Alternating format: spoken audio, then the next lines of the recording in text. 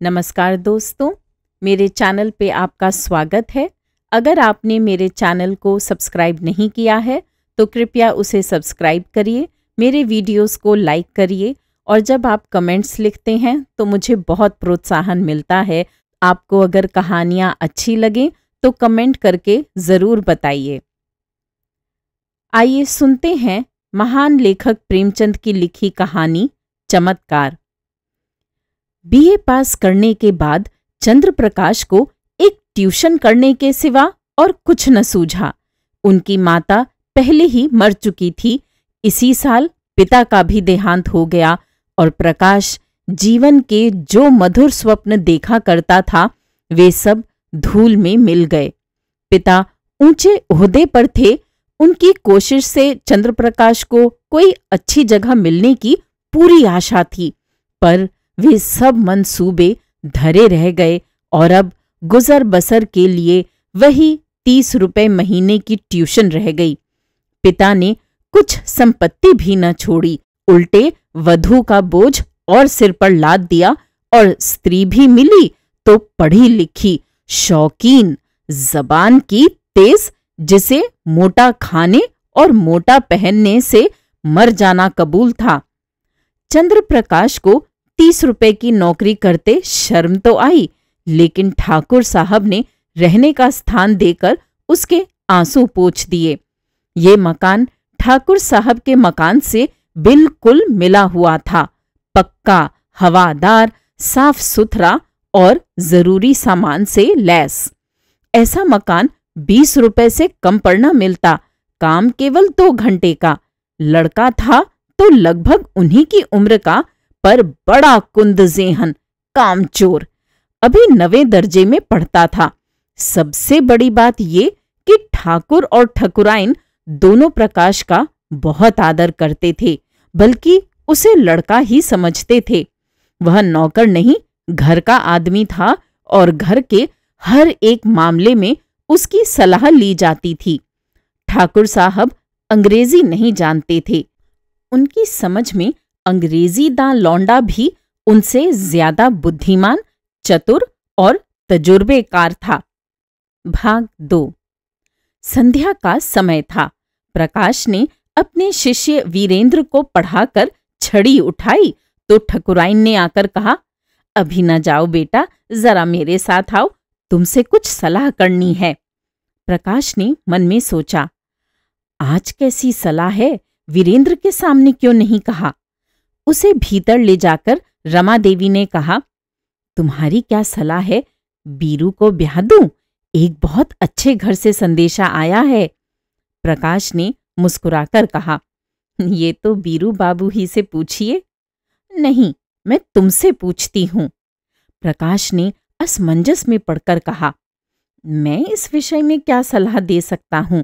उनका 20वां साल तो है, लेकिन ये समझ लीजिए कि पढ़ना हो चुका। तो अभी ना करूं, यही सलाह है। जैसा आप उचित समझें, मैंने तो दोनों बातें कह दी। तो कर डालूं? मुझे यही डर लगता है कि लड़का कहीं बहक न जाए।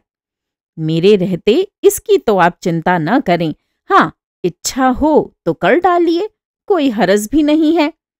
सब तैयारियां तुम्ही को करनी पड़ेंगी, ये समझ लो। तो मैं इनकार कब करता हूं? रोटी की खैर मनाने वाले शिक्षित युवकों में एक प्रकार की दुविधा होती है जो उन्हें अप्रिय सत्य कहने से रोकती है। प्रकाश में भी यही कमजोरी थी। बात पक्की हो गई और विवाह का सामान आने लगा। ठाकुर साहब उन मनुष्यों में थे जिन्हें अपने ऊपर विश्वास नहीं होता। उनकी निगाह में प्रकाश की डिग्री उनके 60 साल के अनुभव से कहीं मूल्यवान थी। विवाह का सारा आयोजन प्रकाश के हाथों में था। 10-12 हजार रुपये खर्च करने का अधिकार कुछ कम गौरव की बात न थी। देखते देखते एक फटे हाल युवक जिम्मेदार मैनेजर बन बैठा। कहीं कपड़े वाला उसे सलाम करने आया है, कहीं मोहल्ले का बनिया घेरे हुए है, कहीं गैस और शामियाने वाला खुशामद कर रहा है। वह चाहता तो 200-400 रुपए बड़ी आसानी से बना लेता, लेकिन इतना नीच न था। फिर उसके साथ क्या दगा करता जिसने सब कुछ उसी पर छोड़ दिया था। पर जिस दिन उसने 5,000 के जेवर खरीदे, उस दिन उसका मन चंचल हो उठा। घर आकर चंपा से बोला, हम तो यहाँ रोटियों के मोहताज हैं और दुनिया में ऐसे आदमी पड़े हुए हैं जो हजारों लाखों रुपए के जेवर बनवा डालते हैं। ठाकुर साहब ने आज बहू के चढ़ावे के लिए 5,000 के जेवर खरीदे।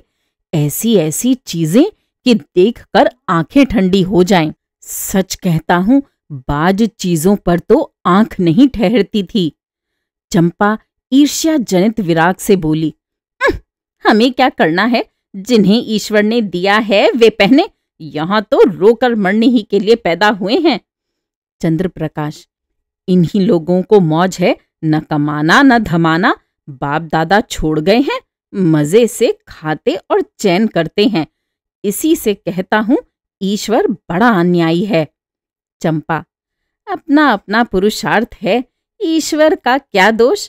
तुम्हारे बाप दादा छोड़ गए होते तो तुम भी मौज करते। यहाँ तो रोटियां चलनी मुश्किल हैं, गहने कपड़े को कौन रोए? और न इस जिंदगी में कोई ऐसी आशा ही है। कोई गत की साड़ी भी नहीं रही कि किसी भले आदमी के घर जाऊं तो पहन लूं। मैं तो इसी सोच में हूं कि ठकुराइन के यहाँ ब्याह में कैसे जाऊंगी।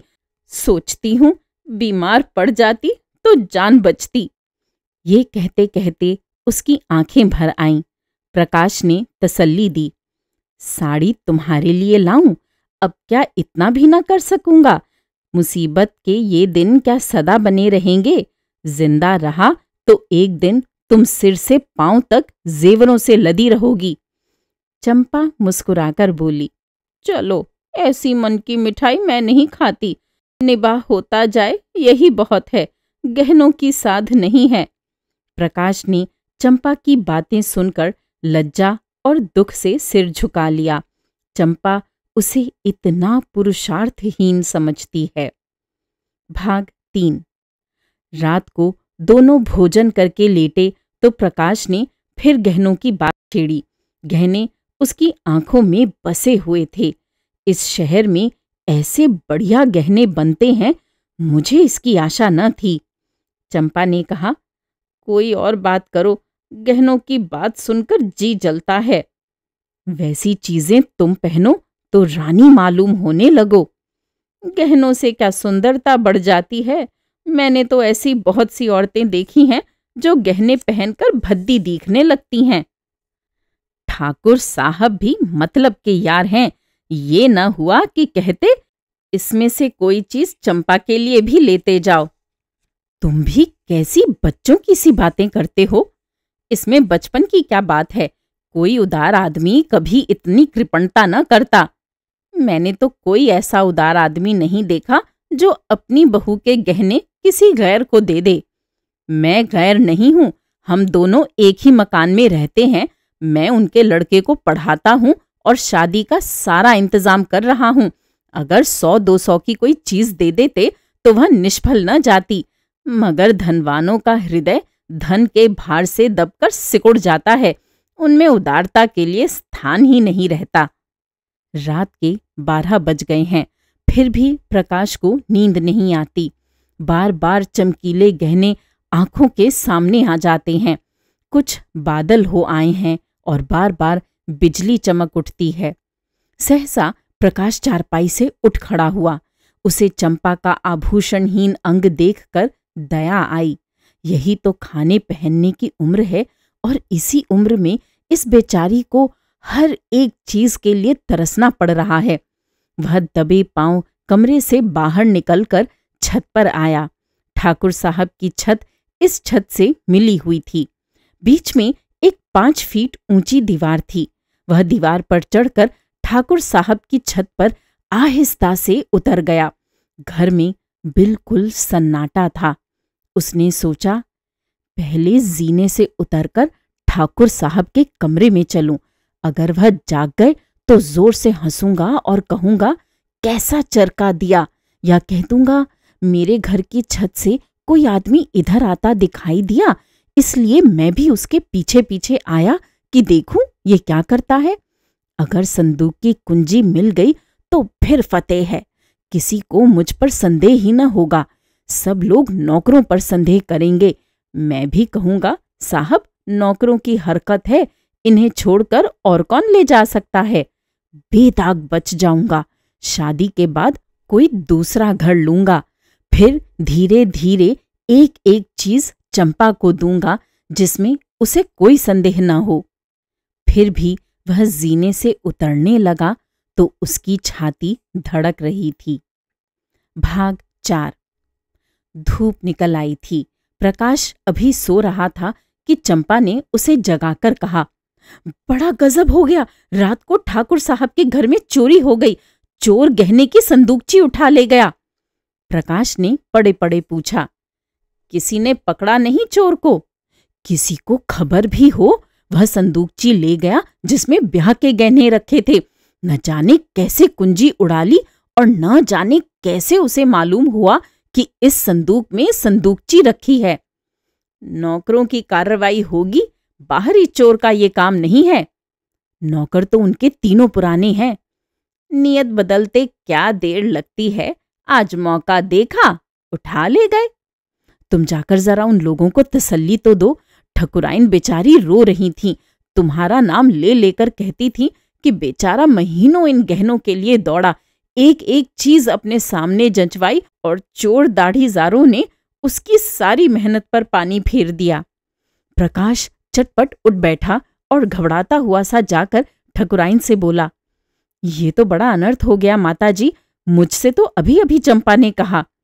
ठाकुर साहब सिर पर हाथ रखे बैठे हुए थे।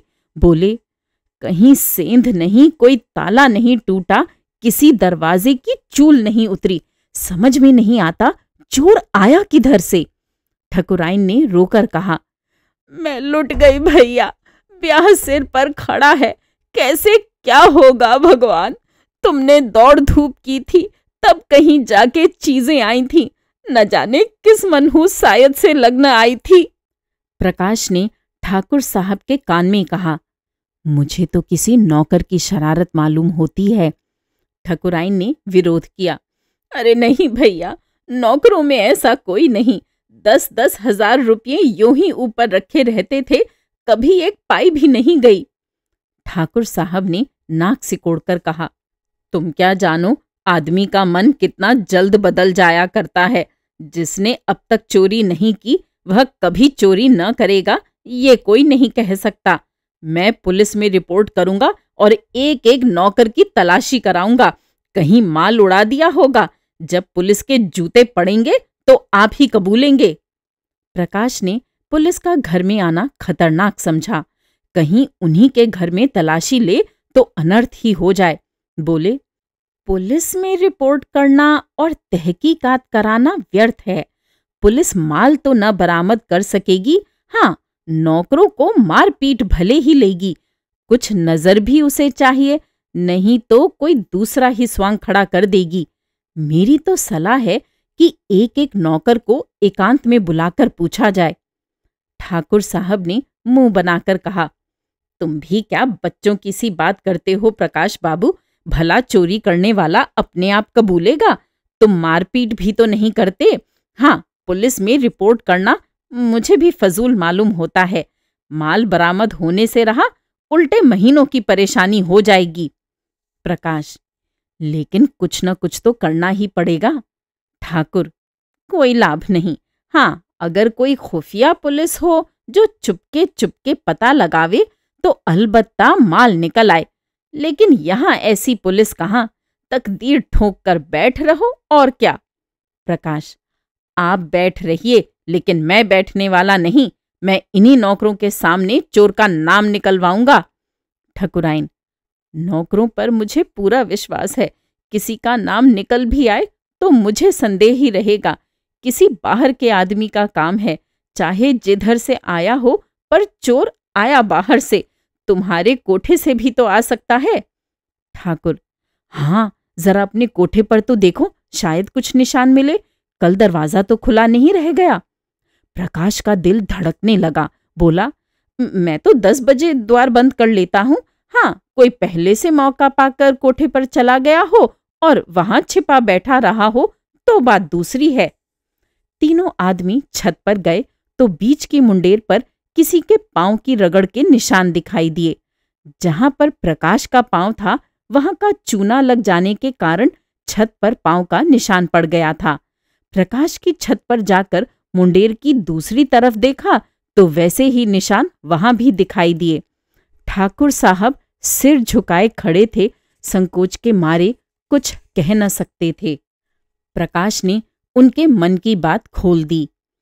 इससे तो स्पष्ट होता है कि चोर मेरे ही घर में से आया, अब तो कोई संदेह ही नहीं रहा।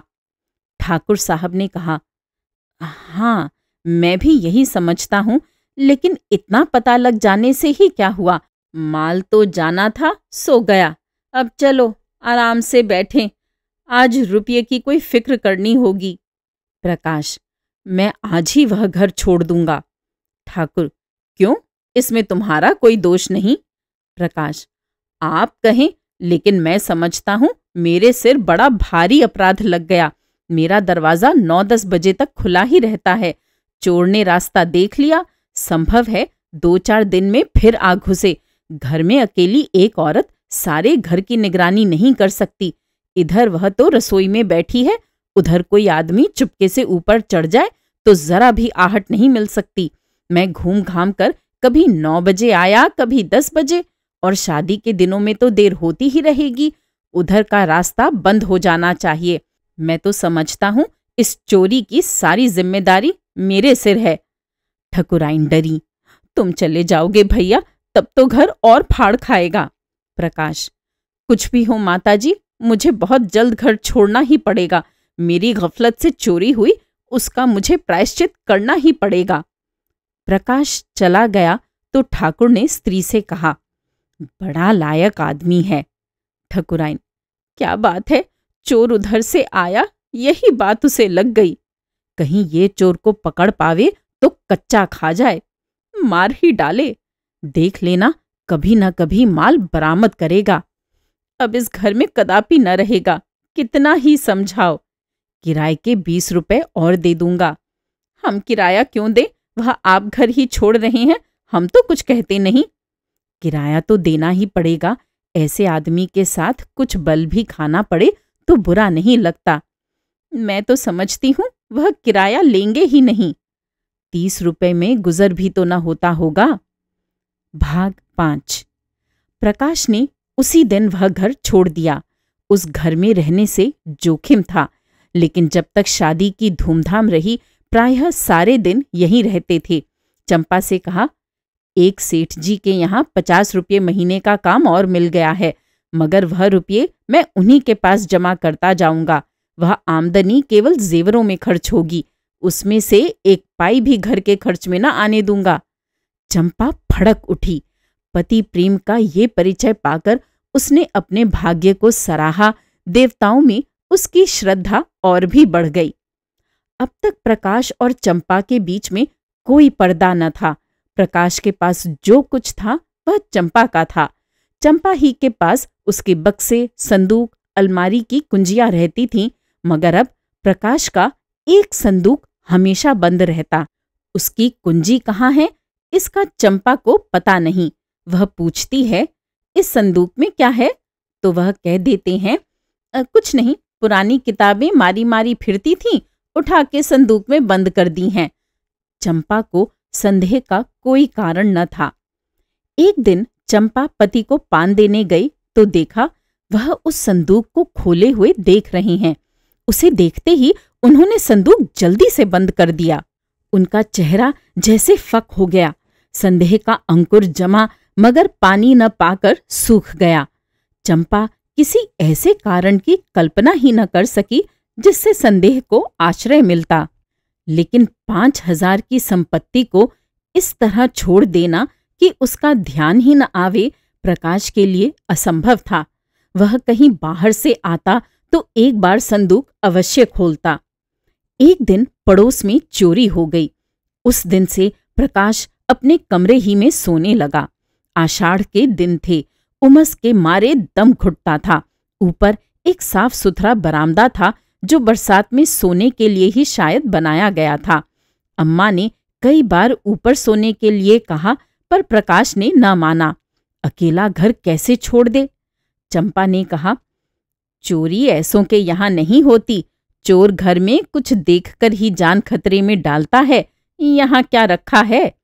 प्रकाश ने क्रुद्ध होकर कहा, कुछ नहीं है, बर्तन भाड़े तो हैं ही, गरीब के लिए अपनी हाड़ी ही बहुत है। एक दिन चंपा ने कमरे में झाड़ू लगाई तो संदूक को खिसकाकर दूसरी तरफ रख दिया। प्रकाश ने संदूक का स्थान बदला हुआ पाया तो सशंक होकर बोला, संदूक तुमने हटाया? ये पूछने की कोई बात न थी। झाड़ू लगाते वक्त प्रायः चीजें इधर उधर खिसक ही जाती हैं। बोली, मैं क्यों हटाने लगी? फिर किसने हटाया? मैं नहीं जानती। घर में तुम रहती हो, जानेगा कौन? अच्छा, अगर मैंने ही हटा दिया तो इसमें पूछने की क्या बात है? कुछ नहीं, यूं ही पूछता था। मगर जब तक संदूक खोलकर सब चीजें देख न ले, प्रकाश को चैन कहाँ। चंपा ज्यों ही भोजन पकाने गई, उसने संदूक खोला और आभूषणों को देखने लगा। आज चंपा ने पकौड़ियां बनाई थीं। पकौड़ियां गरम गरम ही मजा देती हैं। प्रकाश को पकौड़ियां पसंद भी थीं। उसने थोड़ी सी पकौड़ियां एक तश्तरी में रखीं और प्रकाश को देने गई। प्रकाश ने उसको देखते ही संदूक धमाके से बंद कर दिया और ताला लगाकर उसे बहलाने के इरादे से बोला, तश्तरी में क्या लाई? अच्छा, पकौड़ियां हैं। आज चंपा को संदेह हो गया। संदूक में क्या है ये देखने की उत्सुकता हुई। प्रकाश उसकी कुंजी कहीं छिपाकर रखता था। चंपा किसी तरह वह कुंजी उड़ा लेने की चाल सोचने लगी। एक दिन एक बिसाती कुंजियों का गुच्छा बेचने आ निकला। चंपा ने उस ताले की कुंजी ले ली और संदूक खोल डाली। अरे, ये तो आभूषण है। उसने एक एक आभूषण को निकालकर देखा। ये गहने कहाँ से आए? मुझसे कभी इनकी चर्चा नहीं की। सहसा उसके मन में भाव उठा, कहीं ये ठाकुर साहब के गहने तो नहीं है? चीजें वही थीं जिनका वह बखान करते रहते थे। उसे अब कोई संदेह न रहा, लेकिन इतना घोर पतन! लज्जा और खेद से उसका सिर झुक गया। उसने तुरंत संदूक बंद कर दिया और चारपाई पर लेटकर सोचने लगी, इनकी इतनी हिम्मत पड़ी कैसे? ये दुर्भावना इनके मन में आई ही क्यों? मैंने तो कभी आभूषणों के लिए आग्रह नहीं किया। अगर आग्रह भी करती तो क्या उसका आशय ये होता कि वह चोरी करके लावें? चोरी आभूषणों के लिए? इनका मन क्यों इतना दुर्बल हो गया? उसके जी में आया, इन गहनों को उठा ले और ठकुराइन के चरणों पर डाल दे। उनसे कहे, ये मत पूछिए ये गहने मेरे पास कैसे आए। आपकी चीज आपके पास आ गई, इसी से संतोष कर लीजिए। लेकिन परिणाम कितना भयंकर होगा। भाग 6।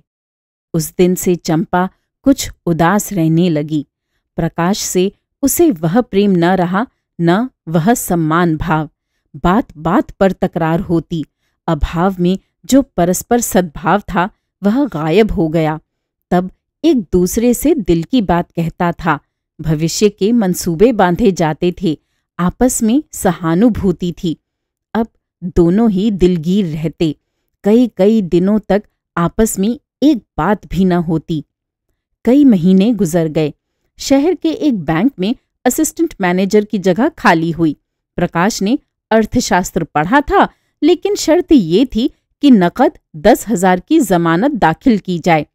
इतनी बड़ी रकम कहाँ से आवे? प्रकाश तड़प तड़प कर रह जाता था। एक दिन ठाकुर साहब से इस विषय में बात चल पड़ी। ठाकुर साहब ने कहा, तुम क्यों नहीं दरखास्त भेजते? प्रकाश ने सिर झुकाकर कहा, 10,000 की नकद जमानत मांगते हैं, मेरे पास रुपए कहाँ रखे हैं? अजी, तुम दरखास्त तो दो, अगर सारी बातें तय हो जाएं तो जमानत भी दी जाएगी, इसकी चिंता न करो।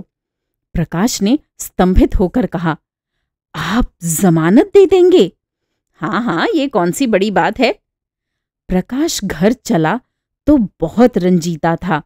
उसको ये जगह अब अवश्य मिलेगी, लेकिन फिर भी वह प्रसन्न नहीं है।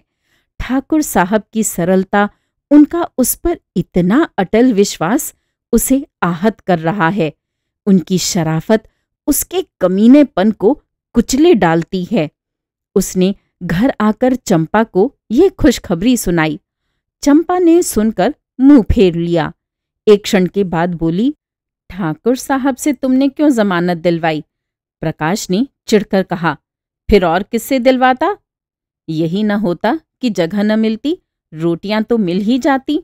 रुपए पैसे की बात है, कहीं भूल चूक हो जाए तो तुम्हारे साथ उनके रुपए भी जाएं। ये तुम कैसे समझती हो कि भूल चूक होगी? क्या मैं अनाड़ी हूं? चंपा ने विरक्त मन से कहा, आदमी की नीयत भी तो हमेशा एक सी नहीं रहती। प्रकाश थक से रह गया। उसने चंपा को चुभती हुई आंखों से देखा, पर चंपा ने मुंह फेर लिया था। वह उसके भावों के विषय में कुछ निश्चय न कर सका, लेकिन ऐसी खुशखबरी सुनकर भी चंपा का उदासीन रहना उसे विकल करने लगा। उसके मन में प्रश्न उठा, इस वाक्य में कहीं आक्षेप तो नहीं छिपा हुआ है? चंपा ने संदूक खोलकर देख तो नहीं लिया? इस प्रश्न का उत्तर पाने के लिए इस समय वह अपनी एक आंख भी भेंट कर सकता था। भोजन करते समय प्रकाश ने चंपा से पूछा, तुमने क्या सोचकर कहा था कि आदमी की नीयत तो हमेशा एक सी नहीं रहती, जैसे ये उसके जीवन या मृत्यु का प्रश्न हो? चंपा ने संकट में पड़कर कहा, कुछ नहीं, मैंने दुनिया की बात कही थी। प्रकाश को संतोष न हुआ। क्या जितने आदमी बैंकों में नौकर हैं उनकी नीयत बदलती रहती है? वह बोला। चंपा ने गला छुड़ाना चाहा। तुम जबान पकड़ते हो। ठाकुर साहब के यहाँ इस शादी ही में तुम अपनी नीयत ठीक नहीं रख सके, 100-200 रुपये की चीजें घर रख ही ली। प्रकाश के दिल से बोझ उतर गया।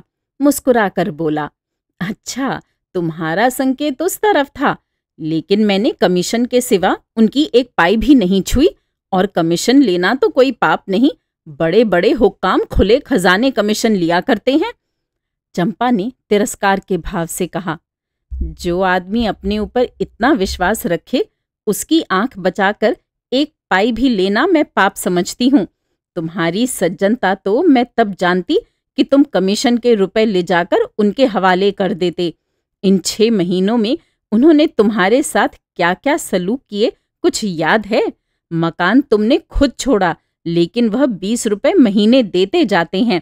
इलाके से कोई सौगात आती है तो तुम्हारे यहाँ जरूर भेजते हैं। तुम्हारे पास घड़ी न थी, अपनी घड़ी तुम्हें दे दी। तुम्हारी मेहरी जब नागा करती है, खबर पाते ही अपना नौकर भेज देते हैं। मेरी बीमारी ही में डॉक्टर साहब की फीस उन्होंने दी, और दिन में 2 बार हाल चाल भी पूछने आया करते थे। ये जमानत ही क्या छोटी बात है? अपने संबंधियों तक की जमानत तो जल्दी कोई करता ही नहीं। तुम्हारी जमानत के लिए 10,000 रुपये नकद निकालकर दे दिए। इसे तुम छोटी बात समझते हो? आज तुमसे कोई भूल चूक हो जाए तो उनके रुपये तो जब्त हो ही जाएंगे। जो आदमी अपने ऊपर इतनी दया रखे, उसके लिए हमें भी प्राण देने को तैयार रहना चाहिए। प्रकाश भोजन करके लेटा तो उसकी आत्मा उसे धिक्कार रही थी।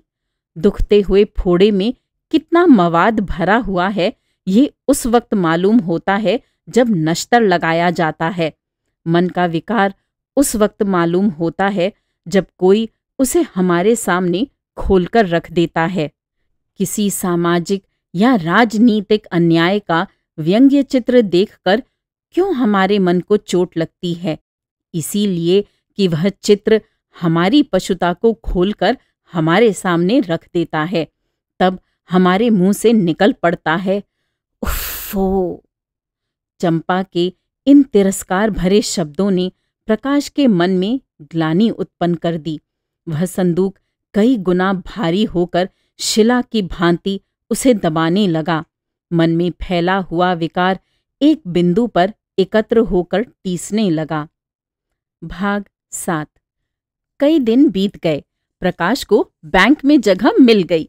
इसी उत्सव में उसके यहाँ मेहमानों की दावत है। ठाकुर साहब, उनकी स्त्री, बीरू और उसकी नवेली बहू सभी आए हुए हैं।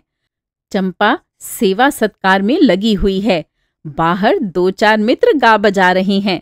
भोजन करने के बाद ठाकुर साहब चलने को तैयार हुए। प्रकाश ने कहा, आज आपको यहीं रहना होगा दादा, मैं इस वक्त न जाने दूंगा। चंपा को उसका ये आग्रह बुरा लगा। चारपाइयां नहीं है, बिछावन नहीं है और न काफी जगह ही है। रात भर उन्हें तकलीफ देने और आप तकलीफ उठाने की कोई जरूरत उसकी समझ में न आई। लेकिन प्रकाश आग्रह करता ही रहा, यहां तक कि ठाकुर साहब राजी हो गए। 12 बज गए थे। ठाकुर साहब ऊपर सो रहे थे। बीरू और प्रकाश बाहर बरामदे में थे। 3 स्त्रियां अंदर कमरे में थीं। प्रकाश जाग रहा था। बीरू के सिरहाने उसकी कुंजियों का गुच्छा पड़ा हुआ था। प्रकाश ने गुच्छा उठा लिया, फिर कमरा खोलकर उसमें से गहनों की संदूकची निकाली और ठाकुर साहब के घर की तरफ चला। कई महीने पहले वह इसी भांति कंपित हृदय के साथ ठाकुर साहब के घर में घुसा था। उसके पांव तब भी इसी तरह थरथरा रहे थे, लेकिन तब कांटा चुभने की वेदना थी, आज कांटा निकलने की। तब ज्वर का चढ़ाव था, उन्माद, ताप और विकलता से भरा हुआ। अब ज्वर का उतार था, शांत और शीतल। तब कदम पीछे हटता था, आज आगे बढ़ रहा था। ठाकुर साहब के घर पहुंचकर उसने धीरे से बीरू का कमरा खोला और अंदर जाकर ठाकुर साहब की खाट के नीचे संदूकची रख दी। फिर तुरंत बाहर आकर धीरे से द्वार बंद किया और घर को लौट पड़ा। हनुमान संजीवनी बूटी वाला धवलागिर उठाए जिस गर्वीले आनंद का अनुभव कर रहे थे, कुछ वैसा ही आनंद प्रकाश को भी हो रहा था। गहनों को अपने घर ले जाते समय उसके प्राण सूखे हुए थे, मानो किसी गहरी अथाह खाई में गिरा जा रहा हो। आज संदूकची को लौटाकर उसे मालूम हो रहा था जैसे वह किसी विमान पर बैठा हुआ आकाश की ओर उड़ा जा रहा है, ऊपर ऊपर और ऊपर। वह घर पहुंचा तो बीरू सोया हुआ था। कुंजी उसने सिरहाने रख दी। भाग 8। ठाकुर साहब प्रातःकाल चले गए। प्रकाश संध्या समय पढ़ाने जाया करता था। आज वह अधीर होकर तीसरे ही पहर जा पहुंचा। देखना चाहता था वहां आज क्या गुल खिल रहे हैं। वीरेंद्र ने उसे देखते ही खुश होकर कहा, बड़ी मुबारक दावत थी तुम्हारी। पूरा संदूक का संदूक मिल गया, एक चीज भी नहीं छुई, जैसे केवल रखने ही के लिए ले गया हो। प्रकाश को इन बातों पर कैसे विश्वास आए जब तक वह अपनी आंखों से संदूक देख न ले। कहीं ऐसा भी हो सकता है कि चोरी गया हुआ माल 6 महीने के बाद मिल जाए और ज्यों का त्यों। संदूक को देखकर उसने गंभीर भाव से कहा, बड़े आश्चर्य की बात है, मेरी बुद्धि तो कुछ काम नहीं करती। ठाकुर, किसी की बुद्धि कुछ काम नहीं करती भाई, तुम्हारी ही क्यों। बीरू की माँ कहती है कोई दैवी घटना है। आज मुझे भी देवताओं में श्रद्धा हो गई। प्रकाश, अगर आंखों देखी बात न होती तो मुझे तो कभी विश्वास ही न आता। ठाकुर, आज इस खुशी में हमारे यहाँ दावत होगी। प्रकाश, आपने कोई अनुष्ठान तो नहीं कराया था? ठाकुर, अनुष्ठान तो 20 ही कराए। प्रकाश, बस तो ये अनुष्ठान ही की करामात है। घर लौटकर प्रकाश ने चंपा को ये खबर सुनाई तो वह दौड़कर उसके गले से चिपट गई और न जाने क्यों रोने लगी, जैसे उसका बिछड़ा हुआ पति बहुत दिनों के बाद घर आ गया हो। प्रकाश ने कहा, आज उनके यहाँ हमारी दावत है। मैं कल 1000 कंगलों को भोजन कराऊंगी। तुम तो सैकड़ों का खर्च बतला रही हो। मुझे इतना आनंद हो रहा है कि लाखों खर्च करने पर भी अरमान पूरा न होगा। प्रकाश की आंखों से भी आंसू निकल आए। श्रोताओं, अभी आप सुन रहे थे महान लेखक प्रेमचंद की लिखी कहानी चमत्कार।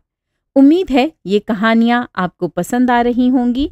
मेरे चैनल पर आने के लिए और इन कहानियों को सुनने के लिए धन्यवाद।